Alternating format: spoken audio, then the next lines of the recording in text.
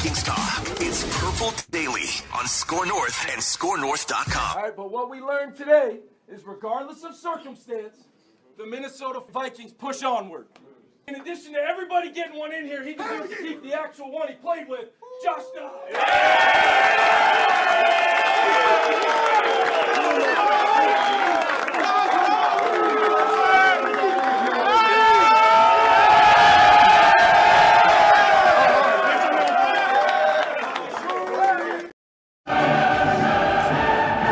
Who's got a flag? There you go. Victory Monday. Yeah, get that hoodie off. Hey. My arms are on IR. Arms are sore still this morning. Torn rotator cuff. Judd's labrums and rotator cuff are all frayed and torn. I think it was a little kid who had said wave the flag 3 times to put me over the top. Oh boy. Judd, just weird. It was the Jack Morris game. 10th inning. Just give me the ball. Give me the flag. Ow. One more time. Oh. This is Purple Daily presented by Quick Trip. It's our day after Vikings game live episode here on a Monday. And we appreciate all of you who joined us for Vikings Vent Line yesterday. Just one of the most, incredibly improbable victories just based on you're down QB 1, 2, 3. QB 4 is learning guys' names. There's that video clip of Josh Dobbs going around like he's got the offensive line gathered before he goes in the game, and he's explaining to them what his snap count cadence is. And they're like, okay, so we don't jump off sides a million times. Just an incredibly unique victory. We'll see we'll talk about everything going forward and what it all means, but wow, that was fun yesterday. And QB5 tore his Achilles. Don't forget Cam Akers was going to come in if Dobbs got hurt, and he tore his Achilles. So, yeah, that game was, I would say that's as good of a character win by this franchise as I've seen in a long, long time. Just based on character. It did. It felt like it felt like it was worth more than just like a random win in Atlanta. Yeah, Atlanta's not that good. Well, Atlanta has a pretty good defense. It was less about Atlanta and more about what maybe the Vikings are building here. So, Hey, this is Purple Daily, daily Vikings entertainment. We just want the Vikings to win a Super Bowl before we die. That is our mission statement on this show. And a shout out to our friends over at AG1 before we get the festivities started here with our hottest Vikings take. So a handful of years ago, I discovered AG1, and it's been a game changer. So, if you're like me and you try to do as well as you can, getting nutrition through foods, but AG1 comes along with 75 high-quality ingredients that give me important daily nutrients. It's nutritional insurance to start your day. Maybe it's middle of the day if you're looking to put a jolt in your afternoon. AG1 is a foundational nutrition supplement that supports your body's universal needs like gut optimization, stress management, and immune support. And if you're interested, if you want to take ownership of your health like I did a few years ago, it starts with AG1. Try AG1 and get a free 1-year supply of vitamin D3K2 and 5 free AG1 travel packs with your first purchase. Go to drinkag1.com/purple daily. drinkag1.com/purple daily and check it out. Who wants the first hottest Vikings take here? Oh, I'll start off because I got a fastball for you. Because I got a feeling. about this, okay? So, as I said, yesterday was a character win. And I put a lot of stock in character wins, especially like that. Because you shouldn't have won, and I don't care who they were playing. I actually don't care if they were playing a team worse than the Falcons on the road. You shouldn't have won that game. Like the improbability factor of who you had out, what was going on, your left tackle inactive right before the game. You should have lost that game. So here's my hot take. This Vikings team is not only going to make the playoffs, but they are going to get at least one win. Wow, dude. They are going to get, they're going to go on the road with no expectation. KOC is going to absolutely embrace that. Nobody's going to think, oh man, they're going to go, because they're going to be a 6 or 7 seed likely, unless Detroit collapses. And I don't know what's going to be smooth sailing for the Vikings, but I think a playoff opportunity is a very realistic goal here, and I think this team has the ability to embrace the pressure, go on the road, and win a playoff game. Wow, it's a hot take wrapped into a write that down prediction almost. Mm-hmm. I hope we see this come up and write that down so that you can go on the record with it too. But yeah, it's it felt like, I kind of said it off the top of the show, it felt like something bigger than just a random one-off win. And I've seen a lot of chatter about how, like, I had a rival fan base guy tweet me this morning, for instance, like, congratulations, what's your end game, Josh Dobbs? I don't think anyone is sitting here this morning. I mean, there's probably some people. Josh Dobbs' family, for sure. Like, Josh Dobbs isn't the end game for the Vikings at quarterback. But I think what yesterday showed you, and maybe he comes out and has a clunker against the Saints. I think what it showed you is what they're building, the roster, the system, the head coach, everything. It was a culture win yesterday. And I don't want this to like turn into, you know, like a referendum on Kirk Cousins or whatever, but I think what it showed you is Kirk Cousins wasn't the glue to this whole thing that, oh my God, if you take him out of the equation, everything crumbles and everything else. He's literally holding the organization together with duct tape. And if it wasn't for him throwing the ball around, Justin Jefferson wouldn't be getting paid and this and that. It's like, okay, and he's a really good quarterback, but Kevin O'Connell and Kwesi to some extent, but Kevin O'Connell is building something really interesting inside that locker room. And it manifested with Josh Dobbs coming in, not knowing anyone's name, and leading the Vikings to a victory in that fourth quarter, right?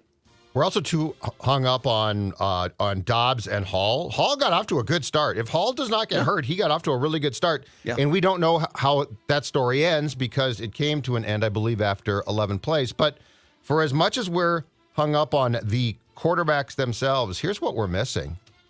And the postgame brought this to light completely. In fact, Dobbs talked about it. This was Kevin O'Connell's show. The quarterbacks were facilitating what he wanted. The quarterbacks were doing, I mean, that last drill, and Dobbs had to make plays, and he used his legs, and he deserves credit. I'm not saying he does not. But Dobbs was saying because it was a 2-minute hurry-up drill, O'Connell was in his ear constantly because you don't have to be concerned about the 15 seconds shutting off, when you break the huddle. So in this case, I think what we really saw was not Dobbs, was not Hall. It was the quarterback whisperer effect of what O'Connell can do when he gets almost complete control. Because as I've been saying, I think if Kevin O'Connell's physical ability matched his brains, he was a high draft pick. This is why, like the Patriots, well, they look like they might be stupid now. But for a long time, the Patriots weren't stupid, okay? They weren't stupid 15 years ago. Yeah. And when they took Kevin O'Connell in the third round, like now it's like, why would you take that flyer? Well, what's very clear is Belichick and company sat down with O'Connell as a quarterback and were wowed, probably floored by what they mentally saw he could do. And I think that that's what we saw. And this goes back to the start of Kirk for me, which was and I said this jokingly, but I'm not. If Kevin O'Connell can puppet master a quarterback who has more God-given skill than he did, what can happen? I think we sort of saw it on Sunday, you guys. Wow. So Judd's got the Vikings after yesterday going to the second round of the playoffs. So I'm doing the pie chart to avoid me just talking for like 20 minutes straight. Let me go second, then Declan comes in. No one needs that today, okay? And I have something. I'll give you my hottest take that kind of piggybacks a little off what Judd said. So here it is. Forget about Kyle Shanahan. Forget about Sean McVay. Kevin O'Connell is the NFL's real offensive guardian angel. Everyone is sleeping on it. I want to take you through a trail of Kevin O'Connell's career, okay? He's like, do you ever watch these shows like Scandal or House of Cards where you've got like a president but then you've got like the right-hand man who's really lurking in the shadows. Like it's always someone else that's really running the country, you know? Mm-hmm. So let's go through a list of other people's success based on association with Kevin O'Connell over the years, okay? Let's go Sunday and kind of work our way back. So on Sunday, the Vikings put up their highest offensive output of the season, 31 points, with a fourth-string quarterback who flew into town on Tuesday night, meeting teammates for the first time. He literally didn't know teammates' names, he was saying in the postgame. He's gathering everyone around Joshua Dobbs, explaining his cadence, his snap count. And this tweet from Alec Lewis, Judd alluded to this. I want to read this. Alec Lewis, our friend from The Athletic. Unbelievable, he says, after the press conferences. Alec was in Atlanta reporting on this game. Joshua Dobbs said Vikings head coach Kevin O'Connell was essentially translating play calls and mapping out plays mid-huddle in his ear as the play clock was ticking down. KOC called Dobbs' ability to handle all of it one of the most impressive things he's seen in his career. There's no way Joshua Dobbs would understand. Like Dobbs explained, it's kind of like, I might butcher this, but it's like you're taking a Spanish class, but you signed up for a French class. And so you're trying to, like, you need someone to help you translate the French to Spanish and Spanish to French, and while the play clock's winding down. And then the depth of routes and the speed of receivers and all this stuff, right? You know, I sometimes I feel like you watch these NFL games, you just take for granted, like, oh, that was an easy pitch and catch completion. These guys work for months and years to figure out choice routes, option routes, right? Depth of route. Where's this wide receiver going to go on this play? Is he going to go in front of the linebacker, behind the linebacker? Like all this stuff that we take for granted. And this dude is trying to figure all that stuff on the fly and understand the verbiage. And Kevin O'Connell was in his ear helping him land that plane. He's up there. You got the nervous pilot in the cockpit that hasn't flown a plane since, like, you know, college or whatever. Like, you get out of the military and we need someone to emergency land this plane. Kevin O'Connell is the guardian angel in his ear helping him land the plane. 2022, let's go back a year. The only Kirk Cousins-led team in 10 years to win 13 games in a regular season. No other Kirk Cousins-led team has come anywhere close to 13 wins in a regular season or 8 fourth-quarter comebacks. Kirk deserves a lot of credit for that, too. But Kirk saw these spikes when Kevin O'Connell came along, and I don't think that should be overlooked. 2021, let's go to Los Angeles, okay? Matthew Stafford's best season as a professional quarterback. Sean McVay gets over the hump for the first time, actually paying off with a Super Bowl championship. KOC lurking in the background, working all week, every single week, the whole season with Matthew Stafford, right? The Rams, since Kevin O'Connell's departure, 6-18 in the last 2 years, including a loss yesterday, a blowout loss at Lambeau Field to the Green Bay Packers. Yeah, that's embarrassing.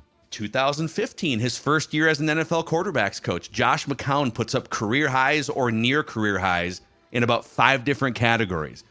And if you want to go even deeper, I mean, I'm a conspiracy theorist. So I'll take even deeper, okay? 2012, Kevin O'Connell trying to hang on as a backup quarterback, but really like cutting his teeth as a future assistant and head coach, right?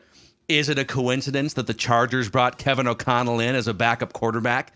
And 1 year later, Phillip Rivers was motivated to put up career highs in completion percentage and pass rate. Is it a coincidence that in 2008, Matt Castle, with his right-hand man, Kevin O'Connell, in that quarterback room, Tom Brady, ACL, 11-5 season, career season? Well, that's what the Patriots saw. I'm just saying.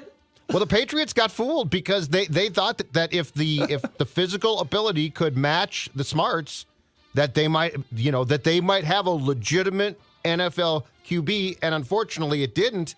But the smarts, I think, are unquestioned, starting with that draft. He clearly he has an ability, and you can see it. He's got a cool. He is you know what he is? He is a top 5 quarterback in this league if he had the talent, but mentally, he's that guy. He processes everything like Neo in the Matrix, clearly, right? And if you put him in a room with other smart people, he elevates other smart, talented people. He is the whisperer. If you guys recall, I think one of the key things in the Netflix quarterback series in regards to O'Connell, and this is where he got the opportunity to do it yesterday, was the Buffalo play when Kirk sort of freaked out and decided to call a play that didn't work at the goal line. He tried to run. He didn't make it, and O'Connell simply said, "You've got to let me help you." Basically what he's saying is, I'm your brain. I'm your brain. And that's what he was yesterday. And let me plug into just worry about what I tell you to do.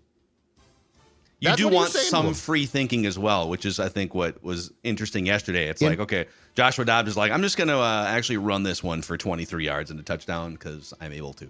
In moments of crisis, though, I firmly believe that I would always go with O'Connell over the majority of actual QBs the Vikings have playing. Would you put him in? Can we activate him? Can we? No, I don't want him to play. I've seen him throw the football. I don't want him to play. I think if Josh Dobbs goes down, I think I'm I'm seriously considering just activating Kevin O'Connell. No, thank you. All right, Dex, what's your hottest Vikings take? All right, my hottest take. Let me talk to you. Here's my hottest take. The Vikings succession plan at quarterback needs to start with Josh Dobbs. Wow. Okay, let me be very clear. This is scintillating stuff. Let me be very clear. Declan needs some AG1. People are saying he has brain fog in the comments. You do not re-sign Kirk Cousins, and you keep Josh Dobbs around. I am not insinuating that Josh Dobbs is the next franchise quarterback. But I am saying it would be wise to start with keeping Dobbs around as you either develop Jaren Hall more or find your next quarterback. Dobbs gives you flexibility to not have to reach at a pick, which the Vikings are probably not going to be in position to take the next franchise quarterback. Maybe how the board falls out, we'll see. But they're going to be in the classic Vikings range, which I like to call 13 to 21.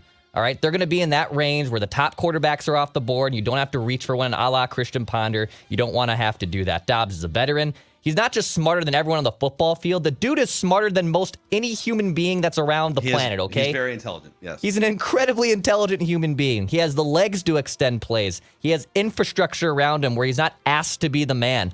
And most importantly, he will be incredibly affordable. Josh Dobbs is your perfect interim CEO to name as your company while you try to figure out the next CEO. The Vikings succession plan needs to start with Joshua Dobbs. That is my hottest. Dude, the take. I sort of get your point, though. Like I get your point. You're not saying that he should just be the starter or something like that. You're saying that he should be an option.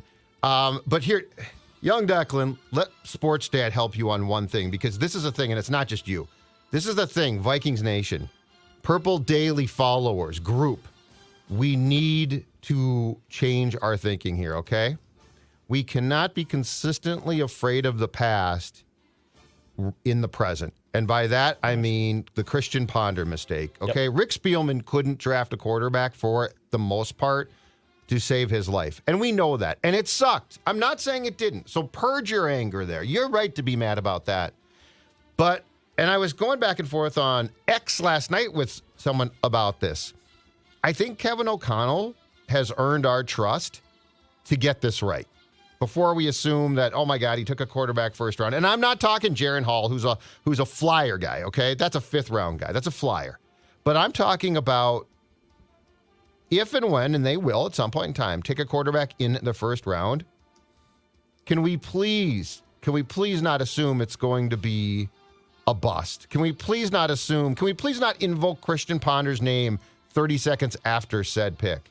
Can we please understand that Kevin O'Connell, though, has done everything that has been from a quarterback standpoint. Now, from an in-game coaching standpoint at times, this season there have been flaws and hiccups. So I'm not saying he's perfect. That's fine. He's not supposed to be perfect. Yeah. But when it comes to the quarterback, he was hired because of what Spielman could not do. He was hired because he came in and wowed them, especially on the most important position, maybe in all of sports, okay? So can we please not assume he's going to botch it until he actually does, and that takes some time. Can we please assume that he has his act together? So you know what? If he keeps Kirk, which we've talked about, he keeps Kirk. Some are going to love it, some are going to hate it. But the reality is, can we please give this guy the opportunity to prove that he's going to make a mistake when at the quarterback position, in my opinion, he has made so far zero mistakes. Dude, I think we've come up with some rules on this show, right? Like when the Vikings started 3 games under 500, we said we will not be using the word tank on this show. If you want to use the words opportunity for future roster building, we can talk about strategy. I don't want to hear anyone, the three of us, I don't want to hear vent line guests. I don't want to hear feedback. I don't want to hear Christian Ponder's name uttered at all between now and the draft, other than like, you know, some contextual color, right? But if it's like if you are invoking the name Christian Ponder out of some fear-based thinking about the future of the Vikings quarterback position, we don't need that cowardly curl up in a fetal position thinking in this fan base, in this front office. So you guys know I used to grind poker for a while back, like 10, 15 years ago. And I was not one of the best poker players, but like the best poker players will tell you, hey, get used to losing in poker. Over the long haul, if you're really good, you're gonna win. But like it's a volatile game. Even if you're the best player in the world, you're gonna have months where you lose money. you're gonna get your money in with aces against kings, 10 times in a tournament. You're likely to lose 2 of those in a tournament. When you're drafting quarterbacks in the first round, even the smartest front office people in the league, the San Francisco 49ers, the John Elways, right? Like the guys who know what they're looking at, you're going to whiff on quarterbacks. So you can't, that's the thing. It's like, well, what if they draft another Christian Ponder? What if they get a Josh Allen or a Justin Herbert or a Patrick Mahomes or a Jalen Hurts, right? Think about what if Kevin O'Connell can elevate Kirk Cousins and Kevin O'Connell can elevate Joshua Dobbs 5 days after he signed and doesn't know his teammates, what can he do if they nail the right prospect in the first round? Well, 2024, 2025, whenever they dive in. And off that point, too, it's important to note, it's not just did you get the right guy, it's did you put that guy in the right system. There's a lot of stories there. I think we assume all of these guys that don't make it somehow are busts and sucked. But you know what? I would argue we've seen quarterbacks go to certain teams and they thrive, and we assume, well, they hit the pick and it was just great. But what was the development of that guy? What was the infrastructure? What was the teaching? What could, and I'm not saying a guy like Ponder or T-Jack would have been great, but what could Kevin O'Connell have done if he had so chosen as they were his guy? There's just a lot of assumptions about this. But Declan, I do like your point. Like the Dobbs point's a good point. He looks like a guy that I would want part of my team. Good guy in a room. Seems like a good guy in a room. Look at way the team reacted to him, by the way, too, on the sidelines. It was great. Dude, they hoisted him up on their shoulders in the locker room after the game. He came in on Wednesday and didn't know guys' names, like you said. It's a great story, and he seems like a guy that you would want. And I would ask this, and I'm not saying he's a starter long term. Josh Dobbs started 8 games for the Cardinals, 1-7, and it didn't look good. What happens if he starts 8 games for a team? Again, Cardinals are dumpster fire with an infrastructure. I just think we make a lot of assumptions about, well, this guy ended up being awful. Okay, and that's too bad. But it wasn't always his fault if he had been if Patrick Mahomes, and I'm not trying to say he wouldn't be great regardless, right? But let's say Patrick Mahomes, hell, let's say Aaron Rodgers with his awful mechanics, come into a team that's not the teams that they thrived with, and it's a dumpster fire team, and they're giving the ball. The 2005 Lions. And they're giving the ball. I can tell you right now, Aaron Rodgers fails. Those mechanics don't make it. They coached him out of those mechanics. Yeah. So let's give Kevin O'Connell a chance to prove he can't get this right before we assume he can't because of what some guy who now lives in Florida and is Sirius XM did. Yeah, dude. That was, wow, what a set of takes there. That's great. Got a high chart of praise coming up here, but a shout out to our friends at Quick Trip who are jumping on board to help power Purple Daily all season long. Made our pregame trip. You got the Karuba coffee mug. I made the pregame trip yesterday to Quick Trip in Plymouth. It was a good time. Mm-hmm. And Phil, can you now confirm what I've been saying, which is Quick Trip, one-stop shopping? Oh, yeah. Breakfast, Can lunch, I now confirm? dinner, Dude, I've been going to Quick Trip for 25 years. I could confirm when I was I was there Friday night. guy. I was there Friday night. You know what I do on my Friday night now in the suburbs? I go to Quick Trip. I'm dead serious. That was the first stop after I finished work on Friday evening. I said, I'm going to Quick Trip. Need to go to my Quick Trip. And it's got everything. Mm-hmm. It's got everything. And guess what, guys?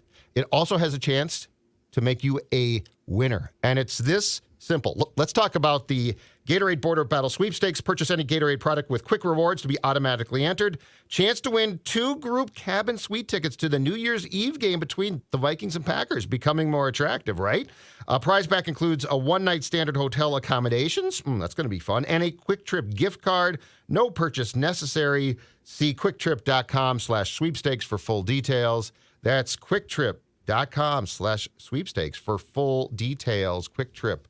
One-stop shopping, and also they can make you a winner. And a shout out to our friends at Nutrisource as well. So our dogs they're happy kind of win or lose as long as they get their Nutrisource, the official pet and dog food of Purple Daily and Score North. Maya Mackey was very excited for her breakfast today, which is the same breakfast she's had for like almost 2 years. She loves it that much. Nutrisource chicken and rice.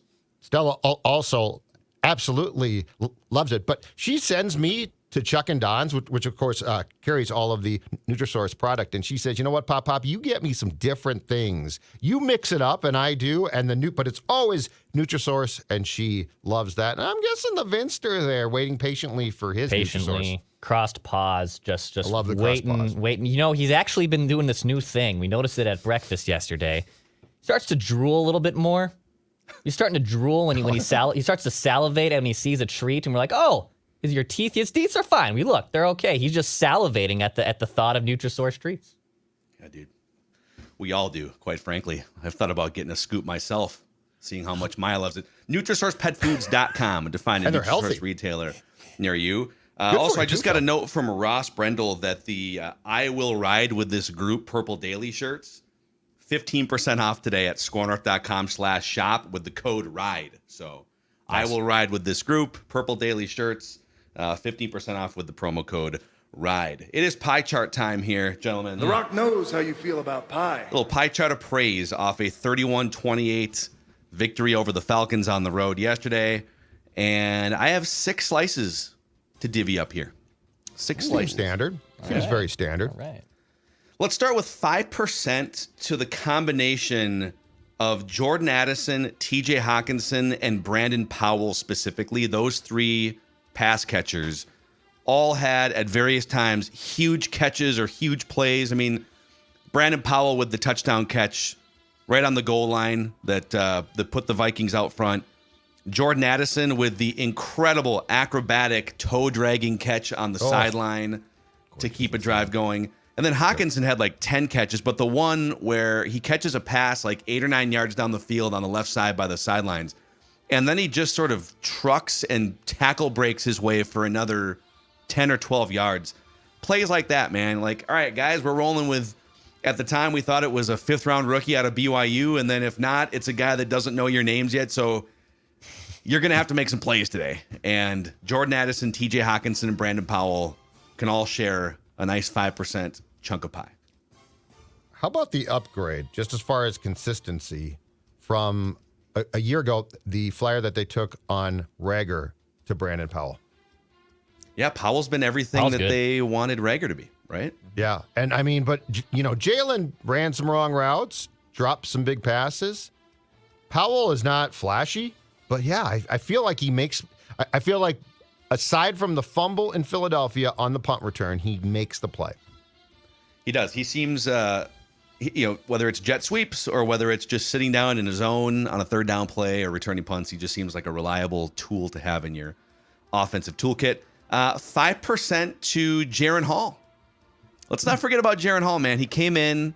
That second drive was a 9-play, 74-yard field goal drive that he helped orchestrate. Hits a couple key passes on that drive, and the Vikings wind up winning by 3. So if he doesn't come out, he did overthrow Hockenson on a touchdown, and who knows if Hockenson catches that pass, does Jaren Hall not take the hit on the ensuing play? How does the game play out differently? But I think I don't want him to get lost in this shuffle that he came out and he also operated that offense at a pretty high level for the playing really for the first time in his NFL career. 9 plays, 74-yard field goal drive. Jaren Hall, to me, too, that because the first series looked so shaky, right? And I thought we're in for a long day here. And the second one, he completely looked like he was in control. Impressive. So we, of course, on this show wish for no one to get hurt. But if Hockenson catches that pass and Hall plays, and let's say they win or lose, what's your feeling about not having the Dobbs story occur, though? Because the Dobbs story, and I wish he hadn't got hurt, so please hear me clearly here, but the Josh Dobbs story was such a great story. And I mean, the guy literally steps in 4 days after being acquired, 5 days. Yeah. So, but the Jaren Hall story would have been really cool too if it was you're saying. I'm saying if it was the same, if they would have won the game with Jaren Hall, it would have been same to you. Also a really cool story. Okay. Yeah. Not quite as cool, but it would have been really. Does Jaren Hall get hoisted on his teammates' arms and he doesn't know their names? That's just. I'm gonna come back to that exact question later in the pie chart. Ooh. Okay. Oh, I teased something. I didn't know I was teasing.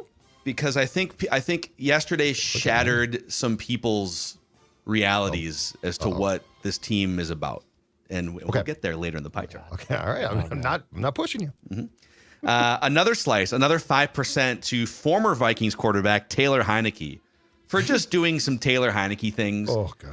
He throws the really bad interception to Byron Murphy Jr. And then, they still had time and a chance. Didn't they had a couple timeouts too, right, on that last drive? Mm-hmm. And they have one of the best field goal kickers in the league. So they really just had to cross the 50 with 2 timeouts and was it 35 or 40 seconds left or something? And he just threw check down after check down. I don't know if it was him or Arthur Smith, but you guys, you can take a shot down the middle of the. I'm sure the Vikings would have gladly given them a 20-yard shot down the middle of the field at some point, and he just didn't take any of them. So thank you. Arthur Smith deserves. I think he has to share, and Taylor and Arthur can share that slice then. Taylor, I always thought was a pretty good backup. Yesterday was awful. But Arthur Smith is a buffoon as well. He is just chomping he's champing at the bit to get fired, baby.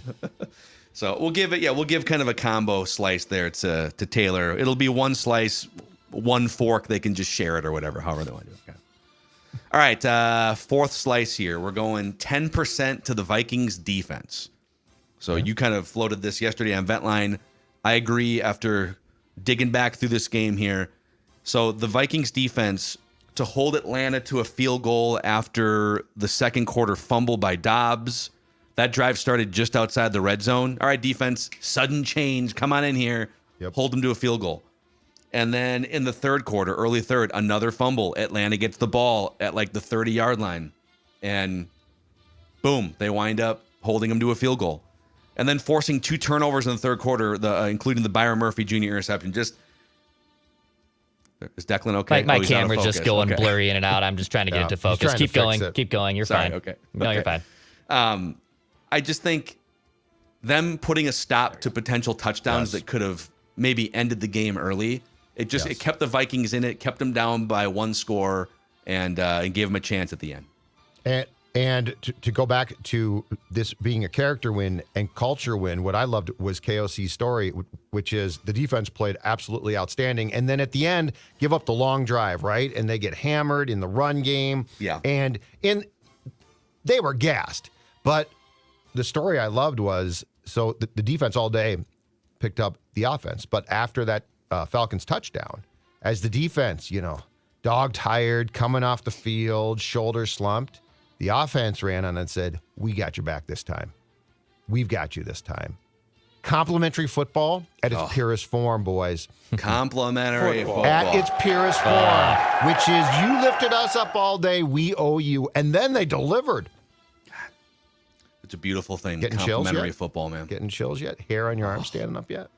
Slice number 5, 25% to Joshua Dobbs. This dude has now learned, or is in the process of learning. I wouldn't say that he has learned the system yet. He's in the process of learning his 5th offense in 2 years. This is the 5th different team he's been on since the start of the 2022 offseason. Yep. 0 practice reps this week because, hey, we got Jaren Hall over here has never played either, so we got to get this guy as many reps as possible. And he's literally teaching the cadence to the offensive line on the sideline before the game here, or during the game, I should say. Here is a crazy statistic for you guys. So Joshua Dobbs put up an 86.6 QBR yesterday. This isn't pass rating. This is QBR on a 0 to 100 scale. It's what we use for our quarterback cesspool challenge, in which at least 2 of us have used Joshua Dobbs in the quarterback cesspool challenge this season. So his 86.6 QBR was the highest of any quarterback in week 9. Higher than Joe Burrow last night. Higher than Dak Prescott before the end of that game against the Eagles. And it was the 2nd highest single game QBR by any Vikings quarterback since week 3 of the 2021 season. The only one higher was Kirk Cousins against Green Bay 2 games ago. That was a 92.5.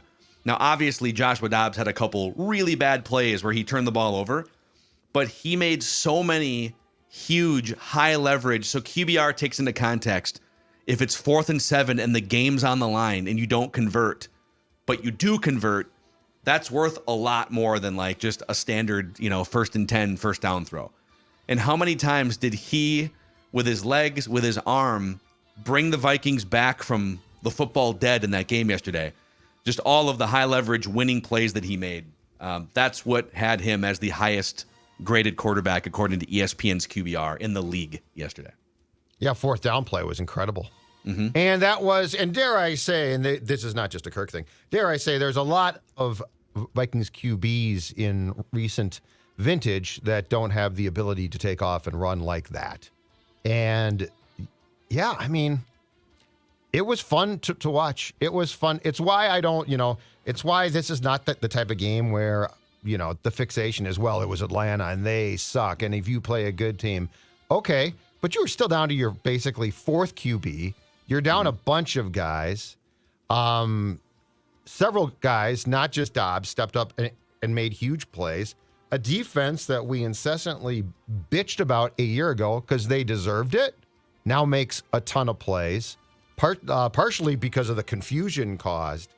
So, yes, Dobbs, the running part to me, I actually enjoyed. And then the critics on X said, well, yeah, but he can't really throw the ball. And then he threw the ball too. So it was a hell of a day. Yeah, and and we talked about this on Ventline yesterday, but I don't think anyone would sit here and say Joshua Dobbs is as good at throwing the football from a pocket as Kirk Cousins. Kirk Cousins is one of the top 3 to 5 in the NFL at just standing in a clean pocket and dissecting an opposing defense. I think some of the criticism of Kirk on this show has been when conditions are muddy, it's 4th down, there's nobody open. And he's not a runner. What do you do? That's not even Kirk's fault. He's just not a runner. Yep. It is nice when it's 4th and 7, 4th and 8 to have an option other than throwing to a blanketed receiver. Well, and what makes that nice too is the fact that the defense, in the back of their minds, that has to constantly be there. He can't, if we allow him to take off, he's going to get yards. Yep. So that's the thing that brings a Brandon Powell open, right? Because somebody has to say, okay, if I take off and he takes off, I'm in trouble. Yep.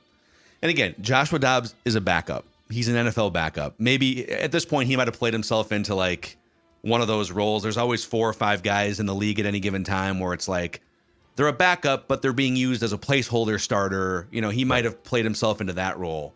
But, if Kirk is the 8th or 10th or 12th best quarterback in the NFL, Dobbs is still outside the top 20, but his skill set in some certain instances was very advantageous yesterday. And that leaves us with the last slice of pie, 50% to Kevin O'Connell. That was a culture win yesterday, man. He is truly the puppet master of this whole thing.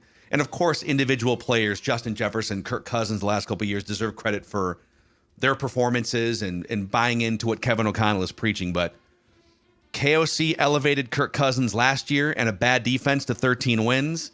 He kept this team focused after a 1-4 start, had them continuing to believe that they are one of the best teams in the NFL. And then he crafted a game plan for a rookie quarterback that goes out the window after the second drive and then alters it on the fly for not a free agent, but a 7th round, 6th round pick swap trade. And they wind up dropping 31 points on a pretty good defense on the road. And here's the point that I'm going to make off what you said a couple minutes ago, Judd, right? Mm-hmm. I think most people have seen that post-game locker room celebration now. We played it off the top, at least a portion of it. And that locker room hoists a player on their shoulders, Joshua Dobbs, that they had not met 5 days beforehand. And I feel like the mistake a lot of fans and people, even like Ryan Clark went on ESPN last week and basically said, and I love Ryan Clark, but he basically said, Kirk Cousins is the glue to this whole thing, and this is a devastating blow. I don't know how they're going to bounce back from the glue to this whole thing being taken out. That's not true. He's a really good quarterback. Right. But dude, they literally took him out, put him on the couch in an air cast, brought another guy in, scored more points, and then hoisted that guy up on their shoulders in the post-game locker room. This team embraces anybody who helps them win, okay? Yep. So, to sit here and think that, oh, man, the franchise is going to crumble because of an injury to Kirk Cousins, and it sucks that he got hurt. And he is the best quarterback compared to Dobbs and Jaren Hall. Absolutely, he's if you could snap your fingers and bring him back healthy right now, I won't speak for you guys, but like, of course you would want that if you're looking for the Vikings to win. But to think that everything else was a house of cards and it was all going to crumble and fall apart. Look at the way they embraced and leaned into and treated Joshua Dobbs during the game and in that locker room. And that says everything you need to know about the culture that Kevin O'Connell is building. Well, and I mean, they're perfect. They're 4-0 without Justin Jefferson, arguably the best receiver in the entire league. Mm-hmm. Their left tackle, who is one of the best, if not maybe currently the best left tackle in the entire National Football League, we found out on Saturday was questionable, and he didn't play. So, like, it goes beyond Kirk. You took out pieces of the puzzle that we all would say, oh, man, if you don't have those, you're in huge trouble, You're right? screwed. Yeah. Well. And you won a game. So, yes, it's never going to be about one guy. Yeah. It's going to be about what have you built, and in this case, look, if we ever questioned, and it's fair to say if we have ever questioned the switch from crusty old Zim to O'Connell, we got a tutorial yesterday in how well it has indeed worked. And a year ago, I was the guy that said, you know what I want to see? I want to see adversity. And I'm not talking about one-score games in which you get bounces and things. I want to see what O'Connell does when there is real adversity, when guys are out right before the game, when Cousins goes down. All of those things this year, including a crappy start because you couldn't hold on to the damn football, have occurred. And this team now has won 4 consecutive games. The Rock knows how you feel That's where the about glue is. pie. Yeah. And that's why he gets 50%, man. Just coaching and navigating his way through this. So 50% Kevin O'Connell, 25% Joshua Dobbs, 10% to the Vikings defense, 5% to Jaren Hall, a 5% split between Taylor Heineke and Arthur Smith, and a 5% split between Jordan Addison, TJ Hockenson, and Brandon Powell. The Rock knows how you feel about pie. So let us know in the YouTube comment section what your pie chart split would look like, and see if we're missing any. By the way, thanks for hanging out with us. If you could click the subscribe button and the like button on this live episode of Purple Daily, you can help us spread the word about this amazing community of Vikings fans. Boys, let's get to some nitpicks here. When the Vikings win, we give you nitpicks. When the Vikings lose, we give you silver linings to keep things balanced here. And these nitpicks are presented by our friends at Finch Home Solutions. Let them pick nits with your electrical system so you can get it fixed. Or your hot tub, maybe. Yeah, exactly right. Yep. That van shows up and you hear the beeping or you don't, but you know what? It's fun to say that you do. And my guy, Cody Finch, and his team at Finch Home Solutions are going to have the solution for your electrical problems. It can be big, it can be small. And I'm going to tell you right now, Cody probably in a great mood today because of that Vikings win, because of the hot streak. And, you know, Phil talks about the culture at TCO. Well, I'm going to tell you about the culture at Finch Home Solutions because it's outstanding. Culture wins. Exactly right. Fast, courteous, professional. They're going to tell you what needs to be done. They're not going to try to give you a bunch of the stuff you don't get. They're going to be upfront. And we're talking about, you know, small projects like outlets being installed. We're talking about huge projects like perhaps a rewiring of your house. Believe me, it's all important. And we're talking about something too here that is not DIY. You want to have this done by the professionals at Finch. Give them a call, 612-357-2604, or go to their new designed website, finchhomesolutions.com, finchhomesolutions.com. They are going to take care of whatever electrical issues you might have. All right, boys. Give me, Declan, we'll start with you. Give me a nitpick. Give me a nitpick. Can the Vikings, just for love of God, figure out a solid running back to use? Because this is getting ridiculous. Like, Alexander Madison clearly is not the guy. I know Cam Akers, they just lost for the season. I mean, Dwayne McBride was this kind of unicorn they found in the 7th round that was this stud at UAB, but then in training camp, it looked like, oh, he's actually behind the 8 ball a little bit. Is he really that bad? Is he really that bad that this guy can't get on the field? Because they have to figure out other ways to just run the ball more effectively. You can't just obviously ditch the run. You can't just stop running the ball. But at the same time, they need to get more consistency in the run game. It's one of the mini topics, actually, that might come up today also on Purple Daily on Draft, cheap plug with Tyler Fornes and Miles Gorham. But getting this run game back to just a semblance of having some effective runs would be huge because they can't abandon the run. They have to figure out better ways to run the ball more effectively. Yeah, I mean, Ty Chandler's got to get in there a little bit, right? You know, and maybe because you're a little bit less concerned about perfect pass protection, now that you've got mobile quarterbacks here, that's the big reason why Ty Chandler's not in there, right? They just don't trust him on pass plays. It's got to be, I think. So if you're a little bit less worried about, when you have Kirk Cousins back there, your running back better be able to pick up a linebacker. But if it's Joshua Dobbs, okay, if he whiffs a little bit, you just scoot outside the pocket. Does this open the door maybe for Ty Chandler to get some more snaps starting next week? It probably should. Yeah, it's weird though. If KOC seems to have a blind spot offensively, it's Madison. Like, he runs him out there all the time, and it's like, what are you seeing? What do you think is going to, like, at what point in time do you think he's actually, and I know, what, he runs tough. He runs tough and he cares a lot. This is not a guy that's slacking off.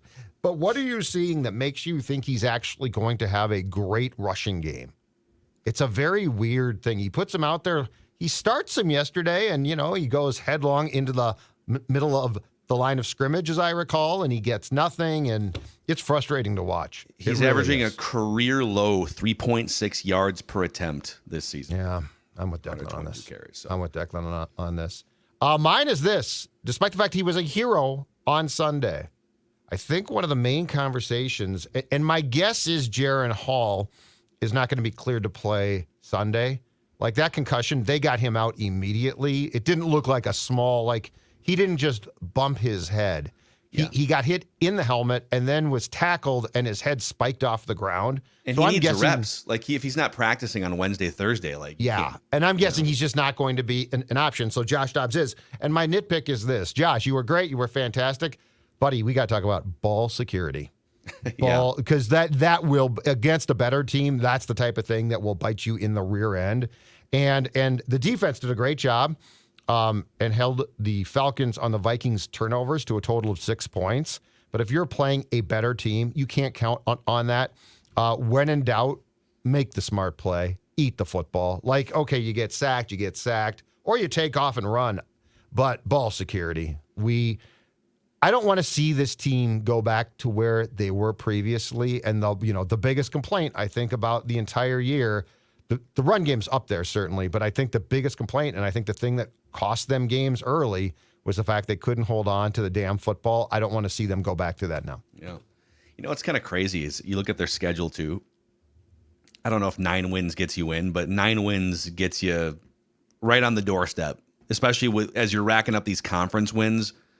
You beat the Falcons, knock them down a peg, right? If you beat the Saints, now you're building your conference record against teams that you might need that tiebreaker against. But you only need 4 more wins in the next 2 months to get to 9 wins. And you got a home game against the Packers, a home game against the Bears. That's 2. Almost even with Joshua Dobbs or Jaren Hall starting at quarterback, right?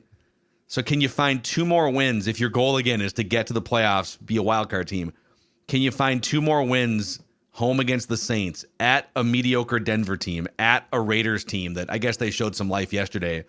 Now that they're shooting hoops in the locker room and smoking victories. The Raiders? Dude, they're smoking victory cigars after beating the Giants' backup quarterback yesterday. Antonio Pierce, man. But Josh McDaniels is an absolute idiot. Let's just be clear. He that guy stinks. He absolutely stinks. Oh, this team is so you could see the relief post game on their faces not to have that moron trying to talk to him. Yeah, the Jay Glazer report that they all had a big come to Jesus meeting and they aired everything out and everything felt fine. And Antonio Pierce, who played for the Giants back 15 years ago, used an example about, this is kind of how we banded together and, knocked the Patriots off. And Josh McDaniels got offended about the Patriots comment in front of the room. Don't ever talk about the Patriots like that. Yeah. Dude, bye. You don't coach for the Patriots anymore. Yeah. Bye. You're an idiot. You're 0-3 on this head coaching stuff. Go back to the Patriots, work for Bill until Bill leaves, and then go do something else with your life. Probably not going to be a TV personality, is he? No.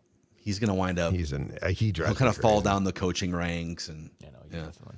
My nitpick, speaking of TV, Chris Myers is so bad at play-by-play.